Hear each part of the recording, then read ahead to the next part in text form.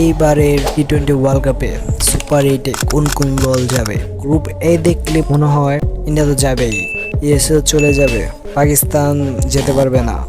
Group বিতে Australia তো চলে গেছে, 3টা ম্যাচ খেলা 3টা উইন। স্কটল্যান্ড চলে যাবে মনে হয়, 3টা ম্যাচ খেলা 2টা উইন করছে, আরেকটা পয়েন্ট 5 পয়েন্ট। গ্রুপ বিতে ইংল্যান্ড ভালো অবস্থায় নাই, 2টা ম্যাচ খেললা 1 পয়েন্ট। তাদের জিততে হলে 2টা ম্যাচ আছে, নামিবিয়া আর ওমান, তো ওটা ম্যাচ ভালো মার্জিনে জিততে হবে, তাহলে কিছু সম্ভাবনা থাকে গ্রুপ বি থেকে ইংল্যান্ডের যাওয়ার, স্কটল্যান্ডের বাদ পড়ার।